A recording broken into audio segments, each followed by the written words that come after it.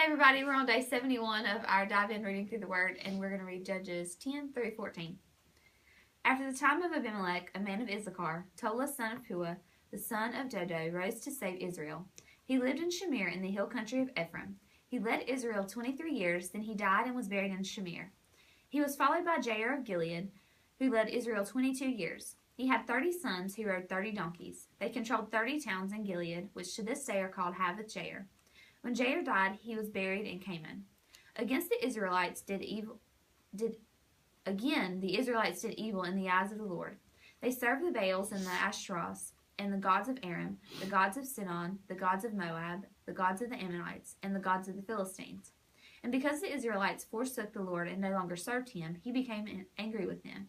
He sold them into the hands of the Philistines and the Ammonites, who that year shattered and crushed them.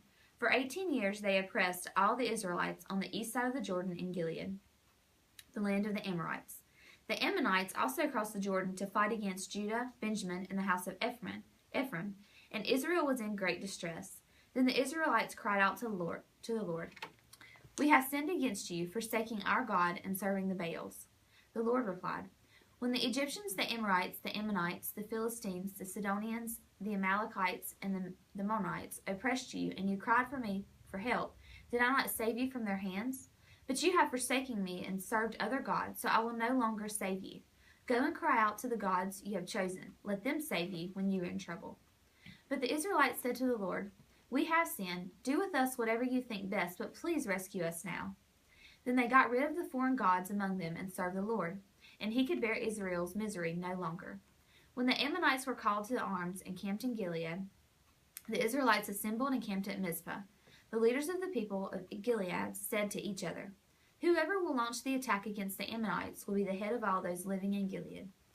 Jephthah, the Gileadite, was a mighty warrior. His father was Gilead, his mother was a prostitute. Gilead's wife also bore him sons, and when they were grown up, they drove Jephthah away. "You are not going to get any inheritance in our family," they said, "because you are the son of another woman." So Jephthah fled from his brothers and settled in the land of Tob, where a group of adventurers gathered around him and followed him. Sometime later, when the Ammonites made war on Israel, the elders of Gilead went to get Jephthah from the land of Tob. "Come," they said, "be our commander so we can fight the Ammonites." Jephthah said to them, "Didn't you hate me and drive me from my father's house? Why do you come to me now when you're in trouble?" The elders of Gilead said to him, "Nevertheless, we are turning to you now. Come with us to fight the Ammonites, and you will be our head over all who live in Gilead." Jephthah answered, "Suppose you take me back to fight the Ammonites, and the Lord gives them to me. Will I really be your head?" The elders of Gilead replied, "The Lord is our witness. We will certainly do as you say." So Jephthah went with the elders of Gilead, and the people made him head and commander over them. And he repeated all his words before the Lord in Mizpah. Then Jephthah sent messengers to the Ammonite king with the question, "What do you have against us that you have attacked our country?" The king of the Ammonites answered Jephthah's messengers, "When Israel came up out of Egypt, they took away my land from the Arnon to the Jabbok, all the way to the Jordan. Now give it back peaceably." Jephthah sent back messengers to the Ammonite king, saying, "This is what Jephthah says. Israel did not take the land of Moab or the land of the Ammonites, but when they came up out of Egypt, Israel went through the desert to the Red Sea and on to Kadesh. Then Israel sent messengers to the king of Edom, saying, 'Give us permission to go through your country.' But the king of Edom would not listen. They sent also to the king of Moab, and he refused. So Israel stayed at Kadesh. Next they traveled through the desert, skirted the lands of Edom and Moab, and passed along the eastern side of the country of Moab, and camped on the other side of the Arnon. They did not enter the territory of Moab, for the Arnon was its border. Then Israel sent messengers to Sihon, king of the Amorites, who ruled in Heshbon, and said to him, 'Let us pass through your country to our own place.' Sihon, however, did not trust Israel to pass through his territory. He mustered all his men and encamped at Jahaz and fought with Israel.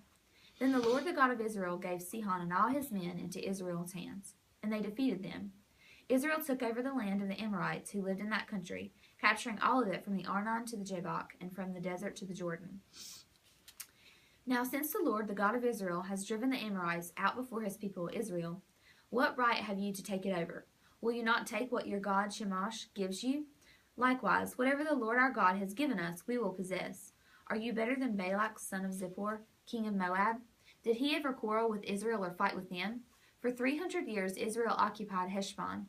Aurora, the sounding settlements, and all the towns along the Arnon. Why didn't you retake them during that time? I have not wronged you, but you are doing me wrong by waging war against me. Let the Lord the judge decide the dispute this day between the Israelites and the Ammonites." The king of Ammon, however, paid no attention to the message Jephthah sent him. Then the Spirit of the Lord came upon Jephthah. He crossed Gilead and Manasseh, passed through the Mizpah of Gilead, and from there he advanced against the Ammonites.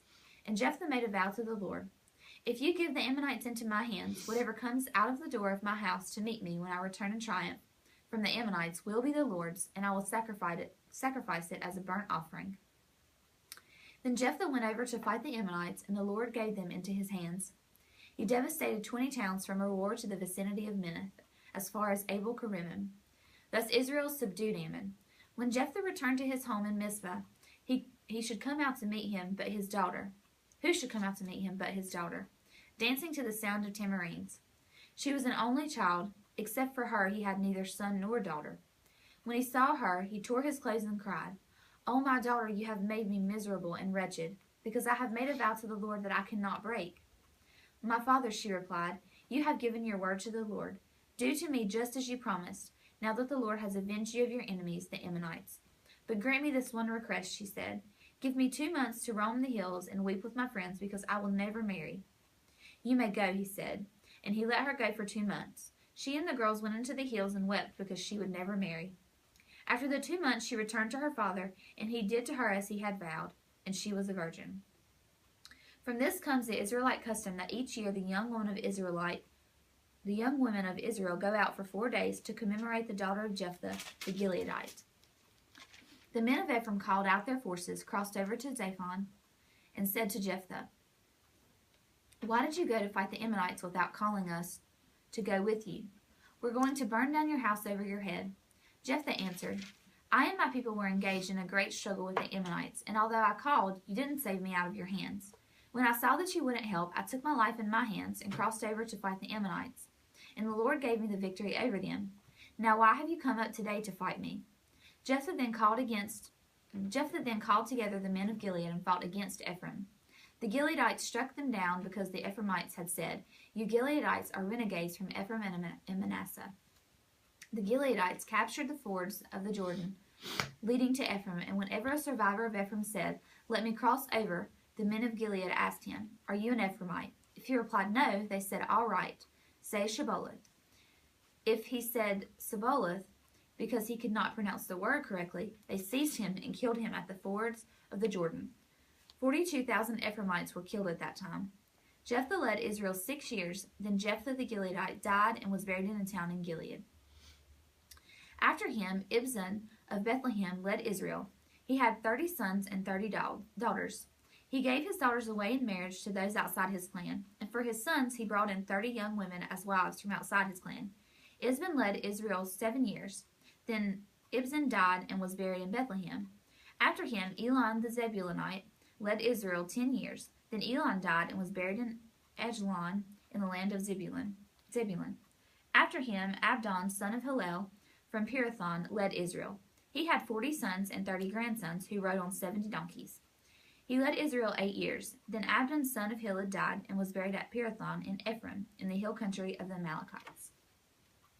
Again the Israelites did evil in the eyes of the Lord, so the Lord delivered them into the hands of the Philistines for 40 years. A certain man of Zorah, named Manoah, from the clan of the Danites, had a wife who was sterile and remained childless. The angel of the Lord appeared to her and said, "You are sterile and childless, but you are going to conceive and have a son. Now see to it that you drink no wine or other fermented drink, and that you do not eat anything unclean, because you will conceive and give birth to a son.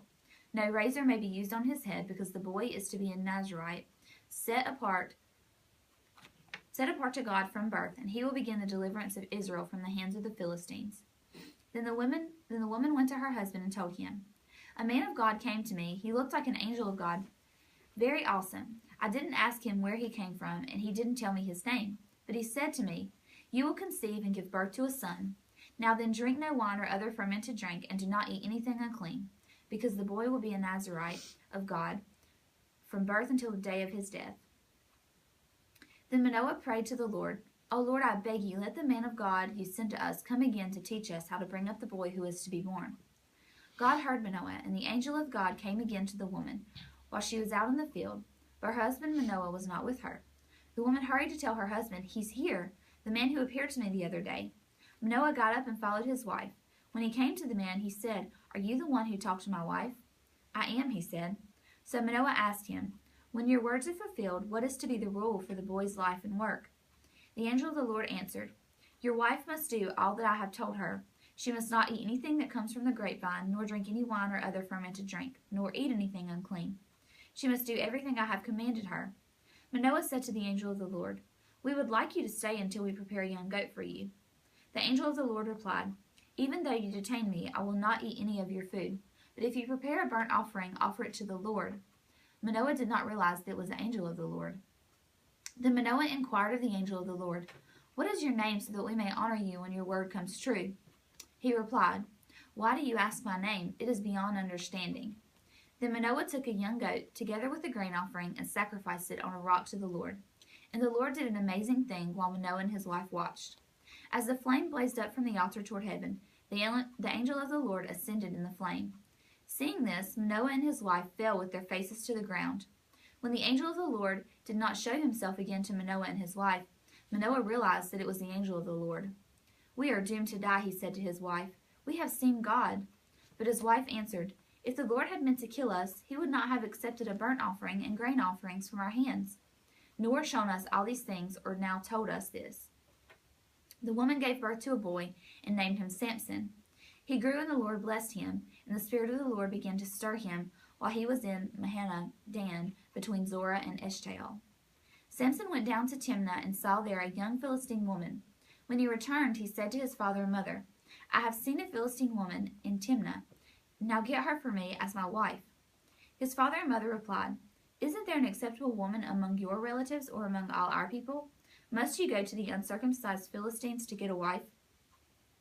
But Samson said to his father, "Get her for me. She is the right one for me." His parents did not know that this was from the Lord, who was seeking an occasion to confront the Philistines, for at that time they were ruling over Israel. Samson went down to Timnah together and his father and mother. As they approached the vineyards of Timnah, suddenly a young lion came roaring toward them. The Spirit of the Lord came upon him in power, so that he tore the lion apart with his bare hands, as that he might have torn a young goat. But he told neither his father nor his mother what he had done. Then he went down and talked with the woman, and he liked her. Some time later, when he went back to marry her, he turned aside to look at the lion's carcass.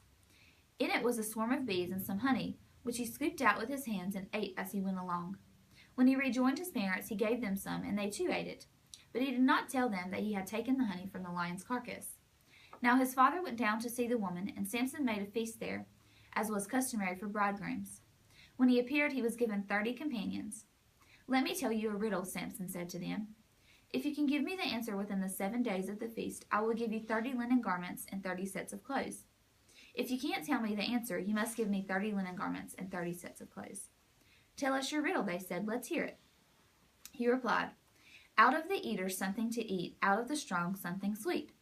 For 3 days they could not give the answer. On the 4th day they said to Samson's wife, "Coax your husband into explaining the riddle for us, or we will burn you and your father's household to death. Did you invite us here to rob us?" Then Samson's wife threw herself on him, sobbing, "You hate me. You don't really love me. You've given my people a riddle, but you haven't told me the answer." "I haven't even explained it to my father or mother," he replied, "so why should I explain it to you?" She cried the whole 7 days of the feast. So on the 7th day he finally told her, because she continued to press him. She in turn explained the riddle to her people. Before sunset on the 7th day, the men of the town said to him, "What is sweeter than honey? What is stronger than a lion?" Samson said to them, "If you had not plowed with my heifer, you would not have solved my riddle." Then the Spirit of the Lord came upon him in power. He went down to Ashkelon, struck down 30 of their men, stripped them of their belongings, and gave their clothes to those who had explained the riddle. Burning with anger, he went up to his father's house, and Samson's wife was given to the friend who had attended him at his wedding.